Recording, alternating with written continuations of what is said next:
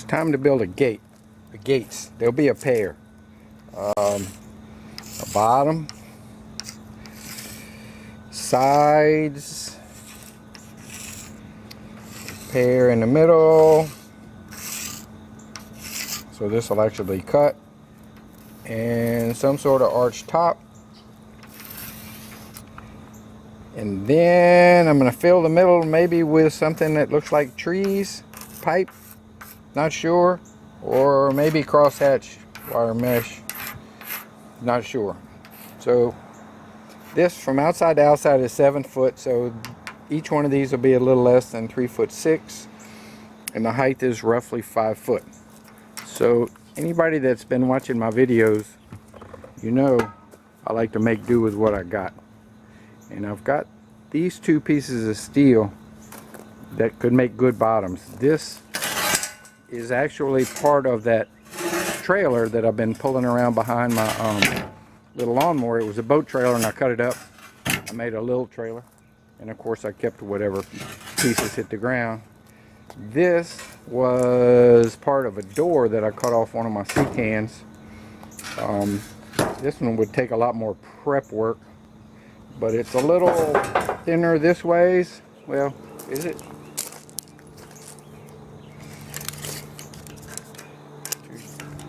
No. I think just the proportion is going to look better for a bottom. So I may start grinding on this and cutting off all the extra steel.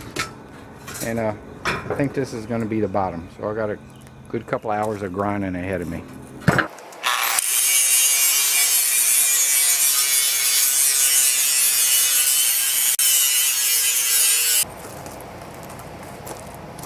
Okay, that wasn't so bad actually. I have not removed all traces of the old welds on the bottom part because there's no need. But I have removed the welds from the top, and I have removed, these were hinges. They were solid steel hinges. There was 4 of those. I got those cut off. So I guess the next step would be to cut it to length, but I don't know what my hinges are going to be. I know I want at least an inch gap in the middle because it's going to be heavy, so I think an inch would be less likely for somebody to pinch their fingers. But the hinges, I don't know. I have to scratch my bald head on that. So in order to make sure what I make over at the foundry with the welding machine fits the hole, made a little template out of 1/4 inch plywood. Just glued the corners together, and I'll bring this with me, and that'll take care of my faulty memory. I'll make sure it'll fit. Okay, moving forward on the gate, I'm going to use this square tubing for the vertical member on the hinge side. It's 1 1/4, no, it's 1 1/2, and it's real heavy wall, so I'm better at welding heavy welds than light welds. And because this gate is going to be so seldom used, it's more of a fence than a gate. I wanted a stainless steel hinge pin. I didn't want to worry about it rusting up because it might sit a year before ever being opened. I didn't want to worry about it rusting up. So I've got these. I've got 2 short ones and a long one that I can cut in half. This is 3/16 stainless. And this came from a hydraulic trim and tilt on an outboard motor that went bad, and I kept it stainless. So this will be the pin. I have a lot of this, which is bimini top stuff that fits perfectly, but I'm not confident I can make that weld strong because this gate's going to be really heavy. So I dug through my junk pile, and I have these. This is a piston pin from a Ford Lehman diesel engine, and this is really a good fit. So this is heavy enough to get a good weld on. This is obviously heavy enough to get a good weld on. I've got some square solid stock that I will use to give the pin some clearance from the vertical member. I've got this heavy stainless steel plate. It might be 5/16 or 3/8, probably 5/16. I'll use this heavy plate on the 2 top hinge, the female part, this will be bolted to the wood columns. And the tops are in tension, so I want to make sure that it doesn't deflect. So I've got enough to do the two tops. And the bottoms are in compression, so they won't need much. So I can use this thinner stainless for the bottoms. I'm going to make up the hinges, and now that I have the template, I can get a good measurement on the height of the hinge side. I can cut that, clean up the rust, weld the hinges on, and that'd be a big step forward. That's a lot of work right there. When I had a real job, I was a construction superintendent. The last 28 years, I worked for companies that did municipal construction. We did water treatment plants, sewer treatment plants, pump stations, things like that. And all these things had a lot of stainless steel and a lot of fiberglass elements to them. So you know, if you've watched my houseboat videos, I always had an odd piece of stainless steel or a piece of fiberglass that I've been using. So I've always been a pack rat. I get that from my daddy.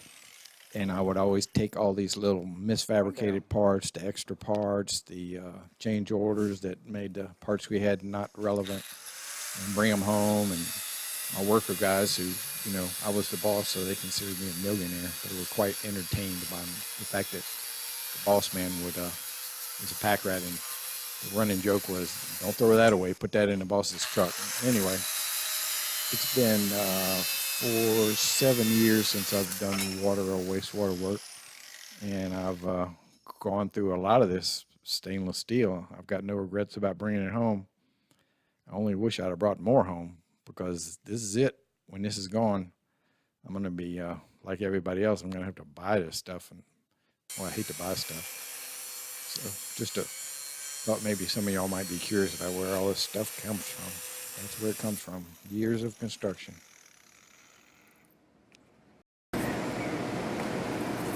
The last time I went to Harbor Freight to pick up some cutoff wheels, this is a pack of 10.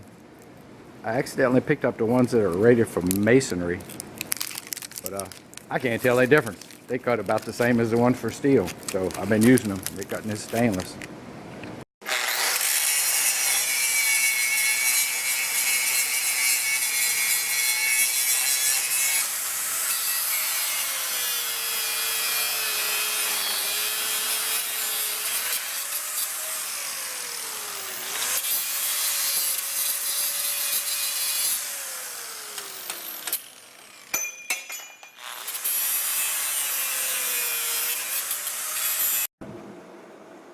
Okay, all the hinge parts are cut. They need finished grinding and welding. Right now the grinder is very hot, and it's Sunday. And if I don't get home soon, the sculpture lady will be hot. So I'm done for the day. Pretty good progress. So all my parts are cut to size, and now I'm spending a little time, still have some old welds to grind off and cleaning up the edges a little bit, and then sanding the top, just cleaning them up, getting ready for welding.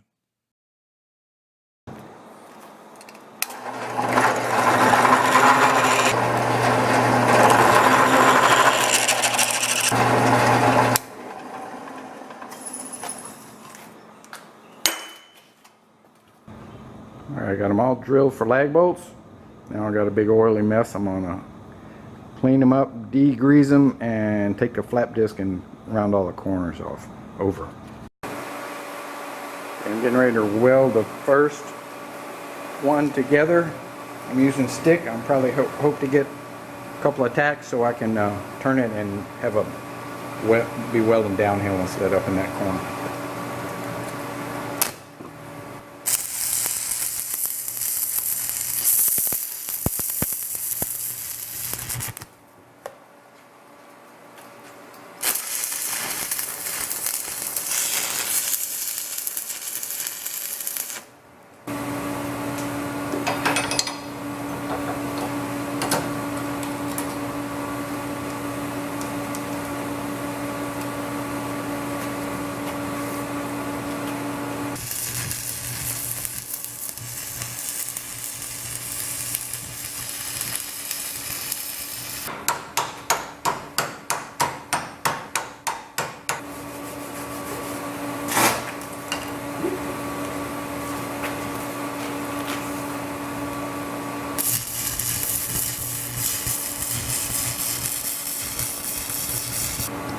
Okay, by my standards, it looks pretty dang good. I'm sure it's full of porosity and everything else, but it's kind of overbuilt, so I'm gonna do the rest of them. This is my setup for welding the hinge pin to the spacer. The spacer's a little bit smaller in cross section than the pin, so I found a washer that makes it the right size. So clamp the spacer to the washer, and then I clamp the pin to the spacer, and I'm going to weld them up. Still using stainless rods because the pin is stainless, the spacer is not. But when I get to welding the spacer onto the gate, I'll switch to the MIG gun because they'll both be mild steel. So I was cleaning up my parts and testing them out, and I thought everything was lovely, but it's not. That long shaft that I cut in half, bigger diameter, it doesn't fit. It doesn't fit the hole. Man, what a revolting development that is. Well, what are we going to do? Got this drill bit, which is just a tad bigger than these, so diameter wise it would work. But I got a feeling this stuff's hard as crazy because this came out of a piston pin in the diesel engine, so I'm not optimistic, but I'm going to try to drill it. See what happens.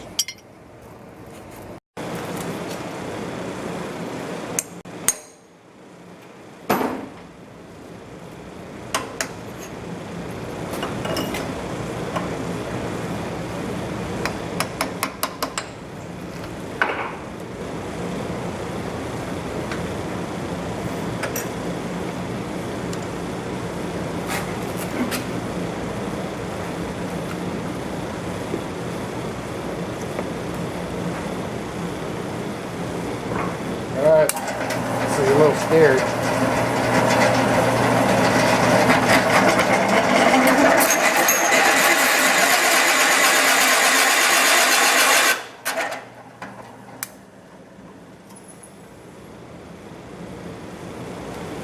No, I figured that. This piece is every bit as hard as that drill bit. We'll have to go to plan C. So this one actually fits in this one, but it's really tight. This one kind of doesn't really fit in this one or that end. I think I might just polish these down a little bit and see what happens.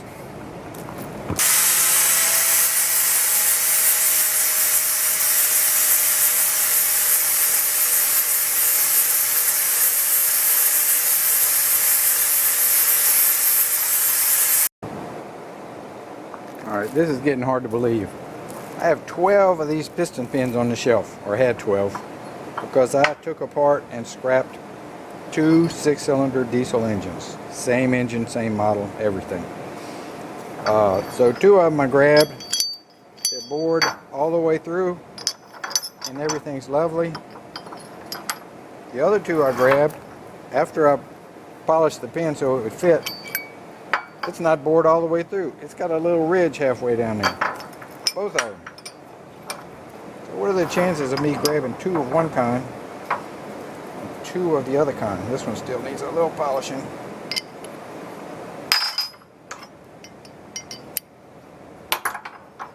So, aesthetically, it's not very pleasing having the pin sticking up this much, but practically it comes down to, do I want the gate bearing on that little ridge that's in the middle of that thing here, or do I want to cut this shorter and have the weight right here?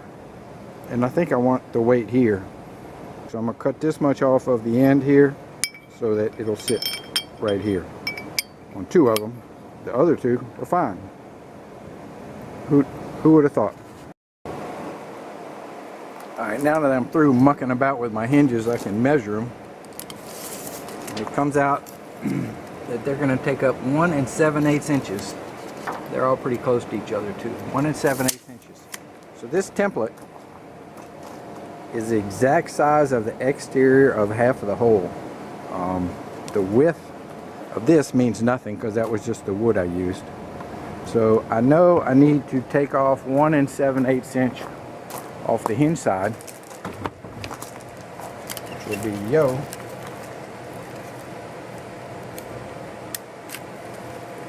And I want to leave a 1 inch gap between the two gates. So I'm going to take a 1/2 inch off of this one. Now I know the length of my bottom cord of my gate. I can measure it. Okay, so I got the bottom piece cut the length, and I got the end plugged. It's laying on the template and it's perfect. And this is the hinge side, so it will butt into the bottom piece here. And up on this end. So, and up on the top, I know I want to leave an inch clearance between the metal and the wooden arch. But I don't know what iron I'm going to use for this top curve. I don't have enough of this material. So I think what I'm going to do is just cut this long for now, so I can clean it up and weld the hinges on it, you know, so I can keep moving until I figure out what kind of steel I'm going to use. I can always cut it after it's welded up.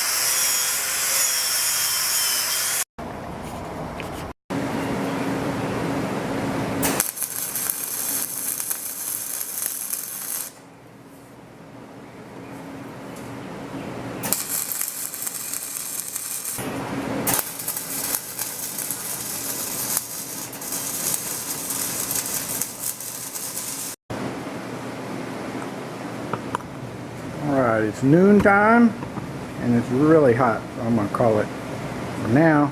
But I got both side pieces cut to length. I got the hinge pins on both pieces welded into place, and the hinges are finished. So tomorrow we start welding the frame together. Set up to make the first frame weld. I've got the vertical hinge side vertical braced both ways, got the bottom piece braced, and I've got the joint sanded, so this is kind of an important weld. I hope it comes out good. Yesterday I gave up on finding material that I could use, and I went to the steel yard and bought a new stick of 1.5 inch square tubing. And to be fair, it was pretty inexpensive. It was 35 bucks for a 20-foot stick. So that's going to make my two lat sides and my two tops. And I thought I'd come here today and be smooth sailing because I'd be messing with new steel. And then I ran into a problem. This is the template that I marked the first gate off of. And the hinge side is good. It's set back 1 7/8. And the strike side is good. It's set back a 1/2 inch, which will give me a 1 inch gap in the middle. But I cut both of these the same, and when I put my templates out this morning, one template is wider than the other one at the bottom, not the top.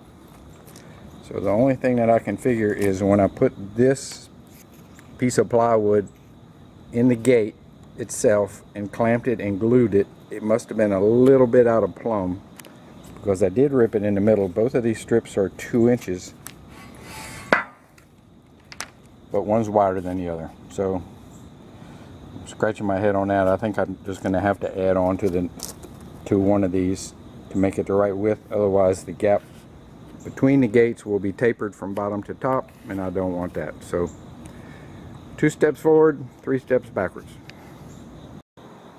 The reason I put the template on the table was so I can measure the length of the latch style. So I know from the top I want a 1-inch crack between the steel and the wood, and I know the steel is a 1/2 inch. That's the top piece. So the side piece will be like 63.5, but I think what I'll do is cut them 65. So if I cut this one long, the other one's already long, and then when I bend the arch for the top, I can just lay them on top and scribe them, and that way I'll get a better fit, because they're going to be kind of a funky angle. So you cut them and weld them, and weld onto that bottom rail to make it the right length. I welded the first latch side on the first gate frame, and it went uneventful, and I marked it with its own template, because obviously the templates are not the same. And then I put the second piece of steel on the second template, and this is how much I'm going to have to add onto the bottom rail. It's like exactly a 1/2 inch. So I do have a scrap. I'll cut a 1/2 inch off and weld it on.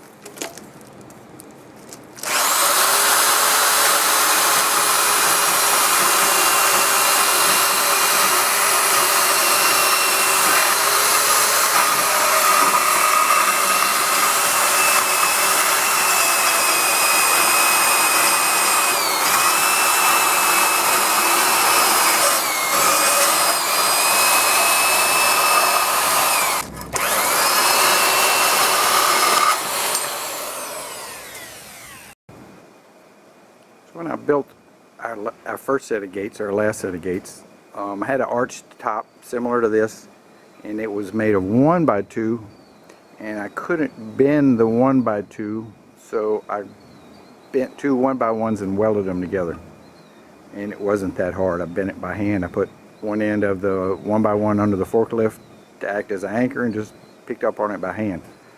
In this case, I've got a 1.5 by 1.5. Got to go figure out how to bend it. I don't know if I can bend this by hand. Let's go bend.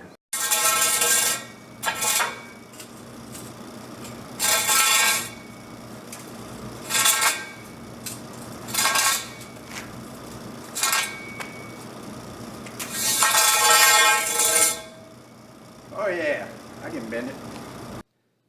Apparently, I'm not as strong as I thought I was. I could bend it a little bit when the whole tube was sticking out the back where I had a long lever arm, but toward the middle, there was no way. So I got my old little truck jack out, which was almost out of fluid, so it was kind of frustrating to use because you had to crank on it a lot to make something happen. But that's maybe a good thing because it made me go slow. So I would just, I'd bend it a little bit. I'd bring it out back and put it on the template, take a look at it and mark it with a Sharpie, bring it back, bend it some more. You know, back and forth, I bet probably went back and forth 10 times. And it made a beautiful curve. It was easy, and I didn't have to buy anything or borrow anybody's tools. I just used what I had, and at no time did the back end of this forklift come up off the ground. Not even close.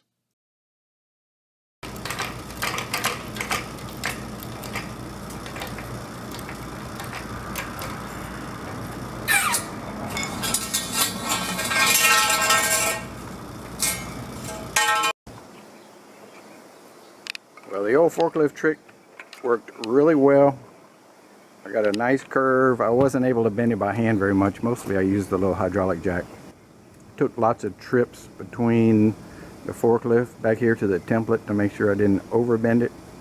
But pretty happy with this. I'm going to cut it in the middle, cut it in half, spread it the 1-inch gap that'll be in the middle, and then I can mark the sides and cut them. And then I can weld the frames together. I hope I got this right. I got my 1-inch spacing in the middle between the two gates. I got 1 inch between the top of the template, which will be the bottom of the wooden arch, and the top of the steel. And I've got my 1 7/8 on the end for the hinge. So I'm going to cut these two. First gate is lying directly on top of the template. I got the 1/2 inch on this side. I got the 1 7/8 on the other side. I had to spring it a little bit. The verticals are bent in a little bit. So I got them on the line with this spreader board, and I put the steel header in place, and I scribed it both sides. So god dang, it ought to be right. I'm gonna cut it and weld it. Alright, second gate gets marked out the same way. On this one I had to push the frames in a little bit instead of spreading them out, but just a little bit. But the top is in the right spot, so I scribed the sides, and I'm finished just in time because you see the sun is creeping out, and man, this table gets so hot back here. But I'll be able to do the rest inside. So this is the cheater baby way of plugging these little square holes. And the reason it works is because I'm using some fairly thin plate to plug the hole. Well, it's probably the same wall thickness as the new tube I bought.